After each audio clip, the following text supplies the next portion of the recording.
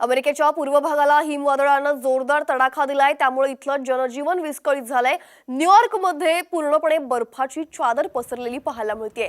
अमेरिकेच्या अनेक भागात थंडीची लाट पसरली असून त्यात काही जणांचे मृत्यू झालेत। अनेक विमानांची उड्डाणं रद्द झालेली आहेत, शाळा देखील बंद ठेवण्यात आल्या आहेत।